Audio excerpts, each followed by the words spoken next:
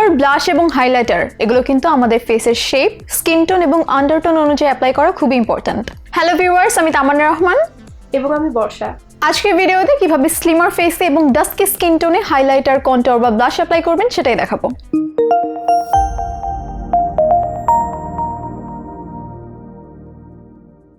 স্লিমার ফেসে বেশি একটা শার্প কন্ট্যুরিং এর প্রয়োজন পড়ে না।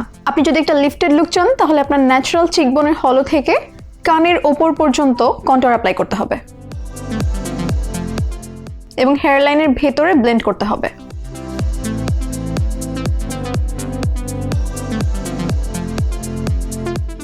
জ লাইন কন্ট্যুর করার ক্ষেত্রে নিচে থেকে উপরের দিকে ব্লেন্ড করতে হবে।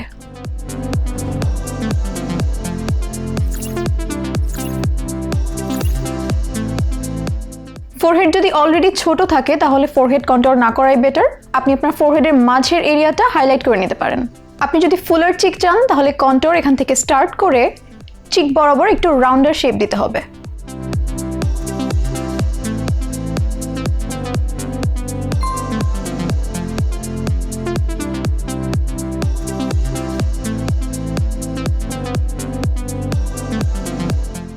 দেখতেই পাচ্ছেন এই পাশটা স্লিমার এবং লিফটেড দেখাচ্ছে এবং এ পাশ ফুলার দেখাচ্ছে। এবার আসি ব্লাশে। মিডিয়াম টু ডার্ক স্কিন টোনে কোরাল শেডের যে কোনো ব্লাশই সুন্দর দেখায়। আমি আজকে এই শেডটা ইউজ করব এবং কন্ট্যুরের সাথেই হালকা উপরে ব্লাশ অ্যাপ্লাই করব।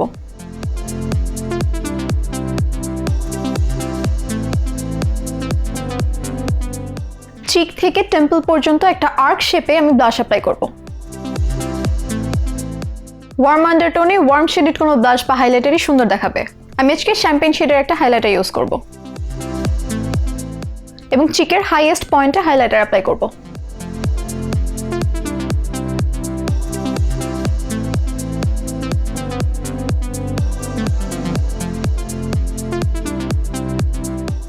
হাইলাইটারও আমি চিক থেকে একটা আর্ক শেপে টেম্পল পর্যন্ত ব্লেন্ড করব। দেখতেই পাচ্ছেন ডান পাশেটা আরো স্লিমার দেখাচ্ছে এবং বাম পাশেরটা একটু ফুলার এবং প্লাম্পড দেখাচ্ছে। তো আপনার ফেস যদি অলরেডি স্লিম হয় তাহলে এমনভাবে কন্ট্যুর না করাই বেটার যেটা আপনার ফেস আরো বেশি ছোট দেখায়। এর পরিবর্তে আপনার ফেসের শেপ অনুযায়ী সুইটেবল কন্ট্যুরিং টেকনিক বেছে নিন।